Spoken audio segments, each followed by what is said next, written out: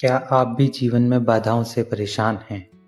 क्या आपको ऐसा लगता है कि आप जितनी भी कोशिश कर लें, आपके काम नहीं बन रहे? हम सभी चुनौतियों का सामना करते हैं, लेकिन क्या आपको अगर इसका समाधान कहीं बाहर नहीं, बल्कि एक प्राचीन कथा में छिपा हो, स्वयं गजानन भगवान श्री गणेश जी की कथा में। भगवान शिव और माता पार्वती के पुत्र श्री गणेश को कई नामों से जाना जाता है। विघ्नहर्ता यानी हमारे जीवन की सभी बाधाओं को हरने वाले, सिद्धिदाता यानी हर कार्य में सफलता देने वाले। उन्हें बुद्धि और ज्ञान का देवता माना जाता है। किसी भी नए काम की शुरुआत से पहले, चाहे वो नया घर हो, नया व्यापार हो या बच्चों की पढ़ाई हो, हम सबसे पहले श्री गणेश करते हैं। हम सबसे पहले उनकी वंदना करते हैं। लेकिन क्यों? उनकी शक्ति का रहस्य है। यह रहस्य सिर्फ उनकी शक्ति में नहीं, उनकी कथा में है। और पहला सबक हम सभी के लिए बहुत ज़रूरी है। हम सब ये प्रसिद्ध कथा जानते हैं। माता पार्वती ने स्नान के लिए जाने से पहले श्री गणेश की रचना की और उन्हें द्वार पर पहरा देने का आदेश दिया। उन्होंने स्पष्ट निर्देश दिया, मेरी आज्ञा के बिना किसी को भी अंदर मत आने देना। बालक गणेश ने इसे अपना धर्म माना, अपना परम कर्तव्य। जब स्वयं भगवान शिव वहां आए तो गणेश ने उन्हें अपने पिता के स्वरूप में नहीं पहचाना। उन्होंने केवल एक अजनबी को देखा जो उनकी माता के आदेश का भंग करने की कोशिश कर रहा था।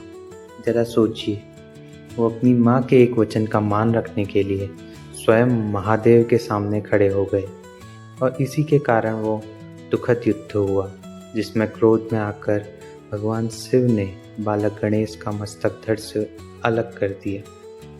जब माता पार्वती का दुख और क्रोध असीम हो गया, तब शिव जी को अपनी भूल का आभास हुआ।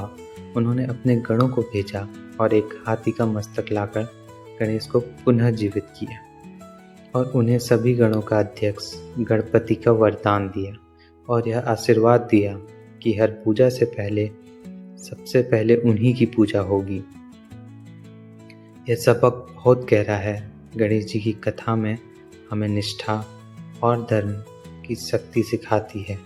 वो अपने वचन का मान रखने के लिए अपने प्राण तक देने को तैयार थे। हमारे जीवन में इसका अर्थ है सत्यनिष्ठा। क्या हम अपने वादे निभाते हैं? क्या हम अपने परिवार, अपने काम और अपने सिद्धांतों के प्रति ईमानदार हैं? सच्चा सम्मान सिर्फ शब्दों में नहीं, हमारे कर्मों में होता है। दूसरा सबक एक प्रसिद्ध प्रतियोगिता से आता है। एक बार भगवान शिव और पार्वती ने अपने दोनों पुत्रों गणेश और कार्तिकेय के बीच एक प्रतियोगिता रखी। जो कोई भी 3 बार इस पूरे ब्रह्मांड का चक्कर लगाकर पहले लौटेगा, वही श्रेष्ठ कहलाएगा। कार्तिकेय, जो अपने तेज मोहर वाहन पर सवार थे, वे तुरंत ही ब्रह्मांड की परिक्रमा के लिए निकल पड़े। लेकिन गणेश जी वो वहीं बैठे रहे। वो जानते थे कि वो गति में नहीं जीत सकते। उनका वाहन एक छोटा सा मूसक था, इसलिए उन्होंने अपने सबसे बड़े शस्त्र का इस्तेमाल किया, अपनी बुद्धि। वो शांति से उठे, हाथ जोड़े और अपने माता पिता भगवान शिव और देवी पार्वती की परिक्रमा करने लगे। 1 बार, 2 बार और 3 बार। जब कार्तिकेय थके हारे लौटे, उन्होंने गणेश जी को वहीं पाया। उन्होंने पूछा, यह कैसे?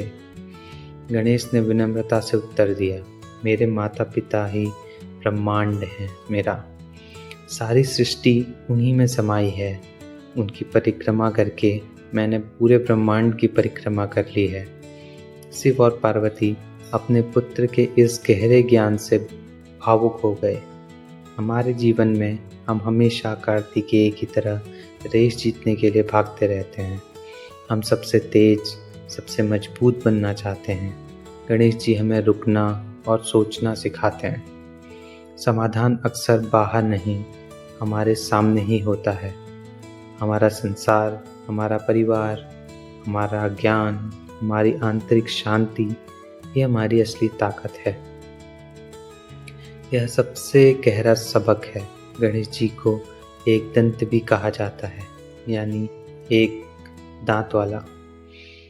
एक कथा के अनुसार परशुराम जी शिव जी से मिलने आए, लेकिन गणेश जी ने जो पहरा दे रहे थे उन्हें रोक दिया। दोनों में युद्ध हुआ और परशुराम ने अपना परशु फेंका जो उन्हें स्वयं शिव जी से मिला था। गणेश जी ने अपने पिता के अस्त्र का सम्मान करते हुए उसे अपने दांत पर छेद लिया, जिससे उनका एक दांत टूट गया। लेकिन सबसे प्रसिद्ध कथा है महाभारत की। जब महर्षि वेदव्यास महाभारत महाकाव्य को लिखवाना चाहते थे तो उन्हें एक ऐसे लेखक की आवश्यकता थी जो बिना रुके निरंतर लिख सके। यह काम इतना बड़ा था कि कोई साधारण कलम इसे नहीं कर सकती थी। तब गणेश जी ने क्या किया, उन्होंने अपना वही टूटा हुआ दांत खुद ही तोड़ दिया और उसे कलम बना लिया। यह एक अद्भुत सबक है। गणेश जी का टूटा हुआ दांत, उनकी कमी, उनकी अपूर्णता, वही चीज़ इतिहास के सबसे बड़े महाकाव्य को लिखने का हथियार बनी। अपना टूटा हुआ दांत क्या है?